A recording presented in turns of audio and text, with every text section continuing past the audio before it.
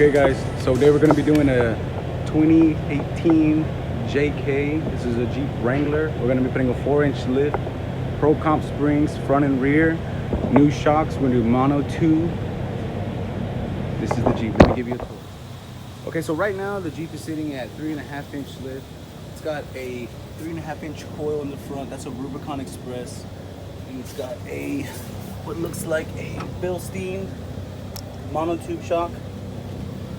Got a drop kit for the lower control arms.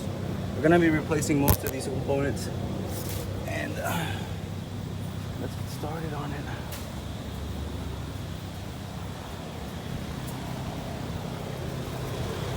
The rear.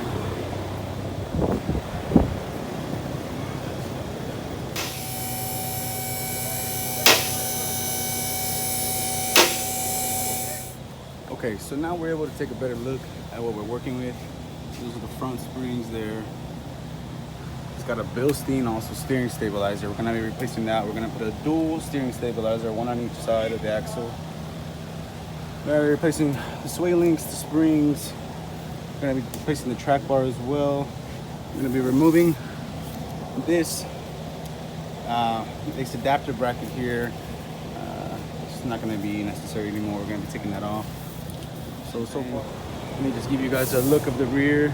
We're gonna be replacing also this muffler. We're gonna be putting dual Gibson exhaust. We're gonna be replacing also, of course, the coils in the rear and these Bilsteins.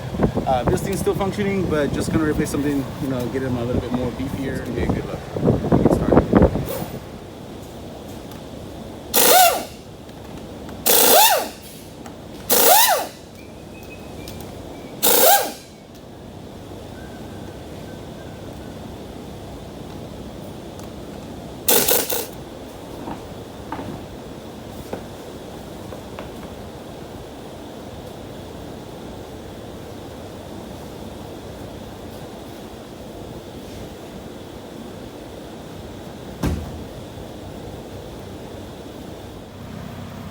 Okay, so we're on the driver's side of the Jeep Wrangler.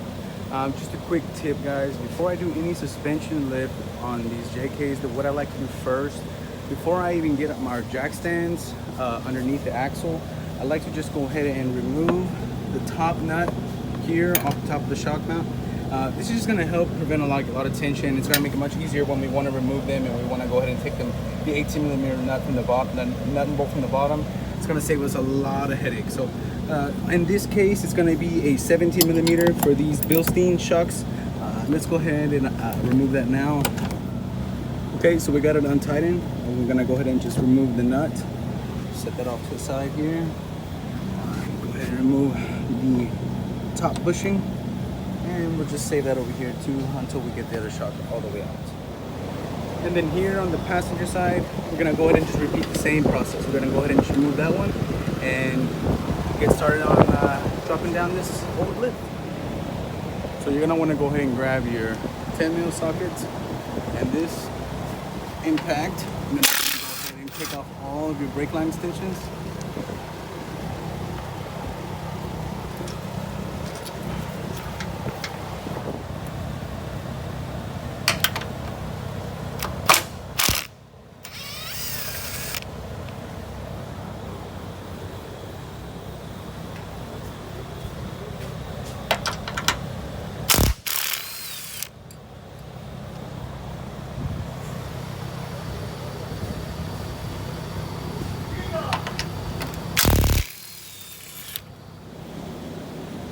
Okay guys, so now the next step after you remove your brake line brackets, what you're going to want to do is remove the bottom mount of your sway link, okay?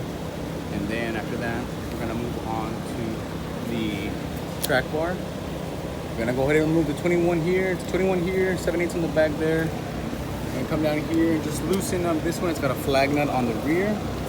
You can go ahead and just loosen that up. We're going to leave that there until we're ready to get that one out. And then once we do that, we'll move on around here to the back. We'll go ahead and remove our shock mount here, the lower shock mount. Go ahead and get that out of the way. And then after that, what you're gonna wanna do is disconnect your drive shaft. Okay, you wanna leave this for last. That's just the way that I found out that's worked the best for me. And I'm gonna go ahead and do that now in that order and show you guys how that looks. Okay, so it's gonna be an 18mm on both sides, the nut and the bolts.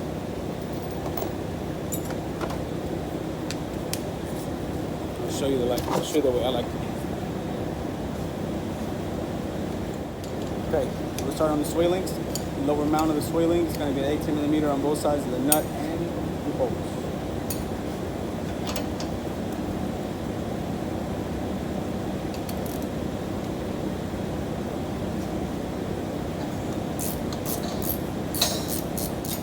Here to a shallow socket on this side. So on the driver's side, you want to do a deep 18 socket. On the passenger side, you want to do a shallow.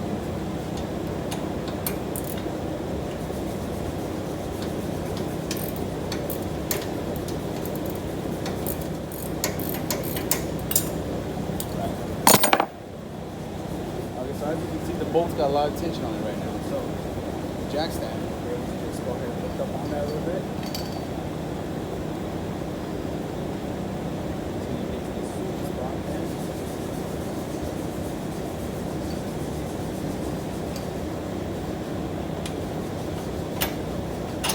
That'll come right out. Okay, so now that we got the sway bar fluid,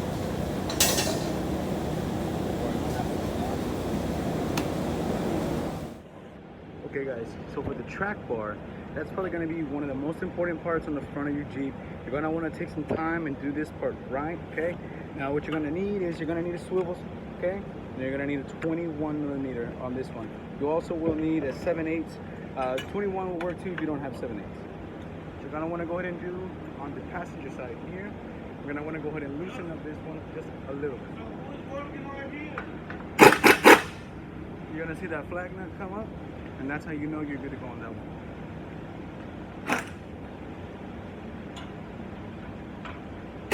Okay, now that we got the track bar removed, what we're going to want to go ahead and do is remove the steering stabilizer. We're going to be replacing it, like I said before, with the dual steering stabilizer. So it's going to be a 15mm nut on the bottom here, and then an 18mm nut on top of the shock mount, and then another, I believe, 18 on this side. So let's go ahead and do that.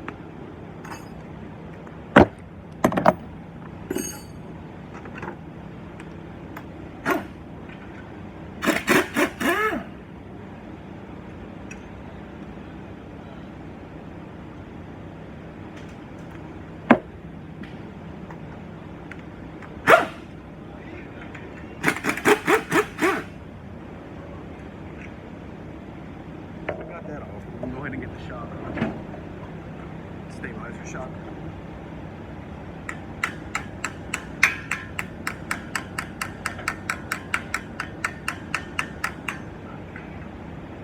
Simply just that one back and forth.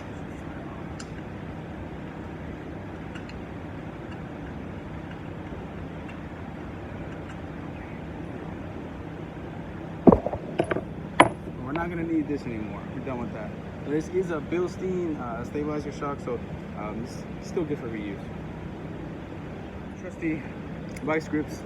You gotta have a pair of these. If you're an automotive mechanic, you know you have these level. Trigger that mount. Okay, so just a quick tip here for removing this steering stabilizer mount. You're gonna want to go ahead and put this stud facing up. Just want to slide it over here. Let it rest against this bracket here. Grab the vice grips like so. And then once you have it in a good spot there, you know it's not gonna slip. Just give it a good pull. Go ahead and release your vice grip. Set those down. And what you want to do is just slide that over. If you see here, after we bend it, gives us just enough room. Go ahead and just slip that over. And it's trash. Okay, so in order to remove the drive shaft and the four 15mm bolts that hold that into place, you're gonna need to come back over to your lift and drop that down until the drive shaft clears the cross member there. Okay, so what you want to see is the clearance between drive shaft in here and also on the exhaust. You don't want it to be rubbing here at all before you try to remove the 50mm nuts here. Now that we got that taken care of, let's go ahead and get those out of there.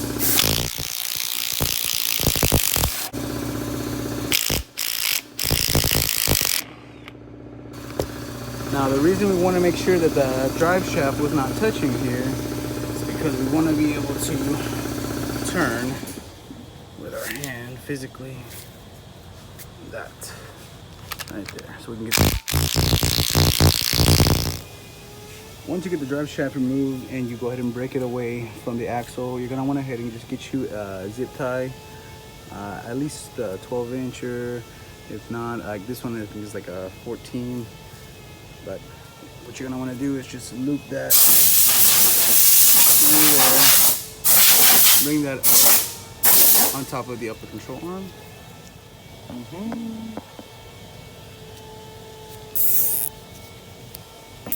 Okay, once we zip that up there, now we can go ahead and drop our axle.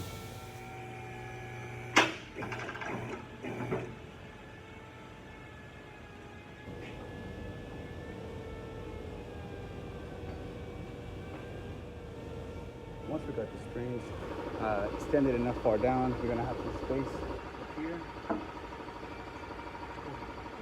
up,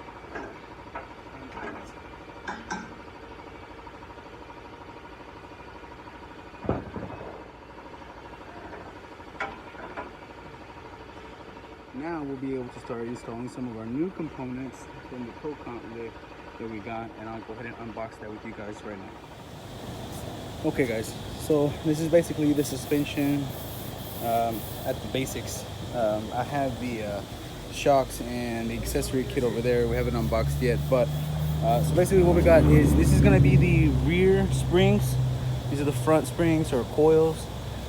This is going to be our front track bar, our rear track bar, and these are here are our dual steering stabilizers.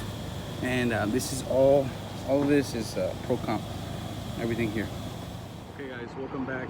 Went ahead and show you guys the accessory kit and everything that it includes. I'll show you that now.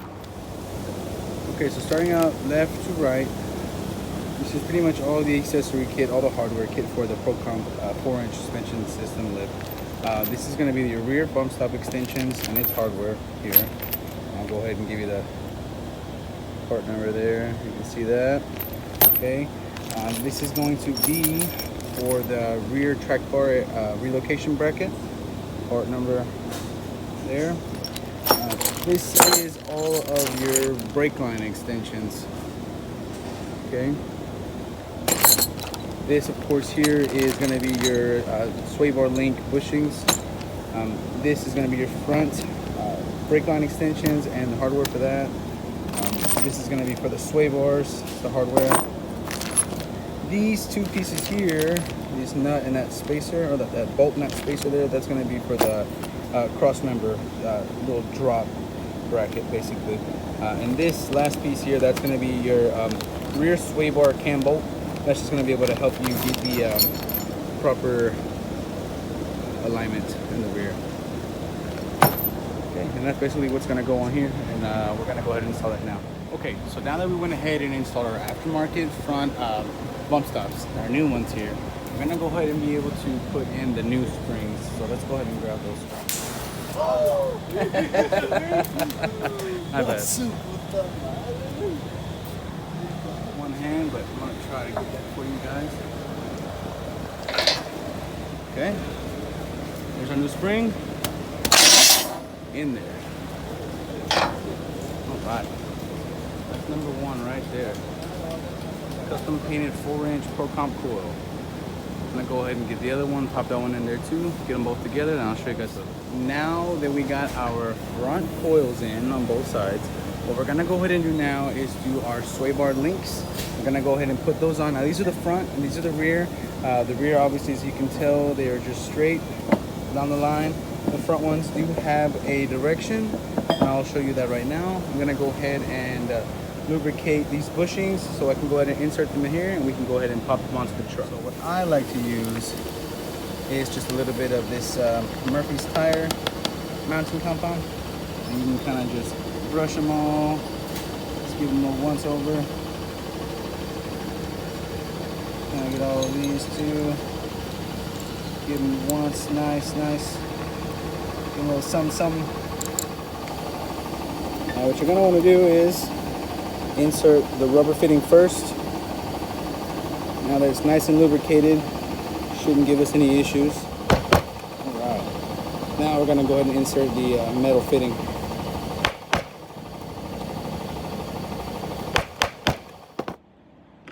Okay guys, now that we have the front sway links ready to go, I'm gonna go ahead and open up that hardware kit that I told you about. Okay, so when you put them on, you want this curve to be facing inside, okay? Inside, into the middle of the vehicle. You don't want it facing this way, okay? On that side, you want it facing like this, all right?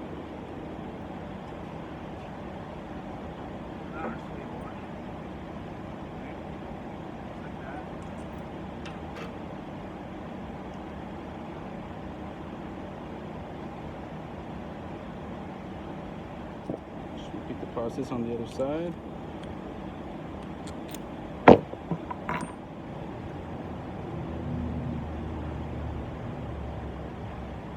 Right. Now we're ready to tighten up. Let's go ahead and get that done. It's going to be a 19mm on both sides.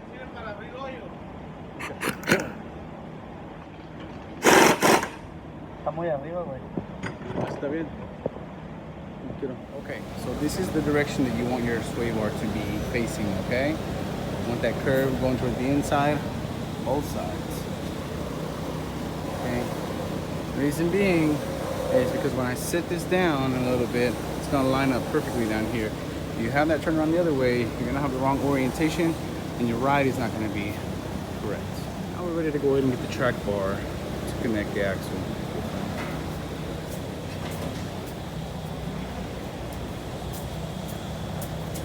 That's the front.